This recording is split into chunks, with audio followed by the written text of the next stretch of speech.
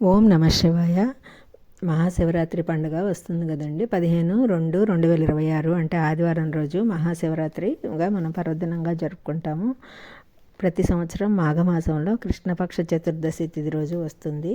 మన హిందూ పండుగలు ఎప్పుడు ఉదయం తిథి ఉన్నప్పుడు జరుపుకుంటారు, కానీ శివరాత్రి రాత్రి సమయంలో చతుర్దశి తిథి ఉన్నప్పుడు జరుపుకుంటారనమాట. అది ఫిబ్రవరి 15 అంటే ఆదివారం సాయంత్రం 4:48 ప్రారంభమయ్యి 16వ తారీఖు సాయంత్రం అంటే సోమవారం సాయంత్రం 5:32 వరకు ఉంటుంది.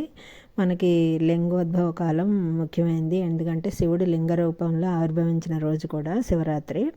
ఆ రోజు శివునికి పాలు తేనె విభూతితో అభిషేకం చేసి ఉపవాసం ఉండి జాగారం ఉంటే మంచిది అని చెప్తారు కదా. అది మనం పొద్దున్నే అనారోగ్యంతో ఉన్నవాళ్ళు, చిన్నపిల్లలు, వృద్ధులు తప్ప మిగతా అందరూ కూడా సూర్యోదయానికి ముందే లేచి తలస్నానం చేసి మనం విభూతి ధరించాలి. ఆయనకి తెల్లని వస్త్రములన్నా తెల్లని పూలన్నా బిల్వపత్రాలన్నా తో అభిషేకం చేయొచ్చు. అలాగే జలాభిషేకం అంటే శివునికి చాలా ఇష్టం కదా, అలా కొబ్బరికాయ కూడా నైవేద్యంగా పెట్టచ్చు అనమాట. శివరాత్రి అంతా మనం లింగోద్భవ కాలంలో అర్ధరాత్రి 12 గంటల నుంచి రాత్రి 12:50 వరకు ఉంటుంది. రాత్రి అంతా పూజ చేయాలనుకునే వాళ్ళు 6 గంటలకి, సాయంత్రం 6 గంటల నుంచి తెల్లవారుజామున మళ్ళీ ఉదయం 6 గంటల వరకు ప్రతి 3 గంటలకు ఒకసారి అభిషేకం చేయొచ్చు అనమాట. పాలు తేనె విభూది జలంతో అభిషేకం చేసి ఆయనకి బిల్వపత్రాలు సమర్పించి ఓం నమ శివాయ అనుకుంటా జపించుకుంటూ ఉండాలి. శివరాత్రి రోజు ఉపవాసము జాగరణ ఉంటే మంచిది అంటారు కదా, అది ఎందుకు చేస్తారో దాని గురించి తెలుసుకుందాము. శివరాత్రి అంటేనే శివుడు లింగాకారంలో ఆవిర్భవించిన రోజు కదా, ఆ రోజు ఉపవాసము జాగరణ చేస్తే మంచిది అని చెప్తారు. ఉపవాసం అంటే ఏం తినకూడదని కూడా అంటారు, కానీ భగవంతుని మనకు దగ్గరగా ఉండటం అని అర్థం అనమాట. అంటే మనం ఉదయం లేచి వంట చేసుకొని అంట్లు కడిగి ఇవన్నీ చేయకుండా ఆ సమయం కూడా మన భగవంతుని సేవలో గడపటాన్ని ఉపవాసం అని అంటారు. ఏం ఆరోగ్యంగా బాగలేని వాళ్ళు తినొచ్చు అనమాట.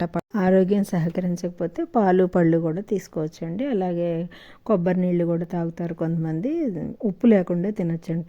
తినకూడనివి ఏంటంటే అల్లం, వెల్లుల్లి, ఉప్పు, మాంసాహారం, మద్యము అవి తినకూడదు అని చెప్తున్నారు అనమాట. అలాగే మనం ఆ రోజు జాగరణ చేస్తాం కదా, జాగరణ అంటే మనం రాత్రంతా మెలకుగా ఊరికే ఉండటం కాదు, భగవంతుని యొక్క నామం చేస్తూ మన మనసుని మేల్కొని ఉండటాన్ని జాగరణం అంటారు. మేల్కొని ఉండాలంటే భగవంతుని యొక్క భజనలు పాటలు నామస్మరణం చేసుకుంటూ ఆ రోజు రాత్రంతా జాగరణ చేస్తే మంచిది.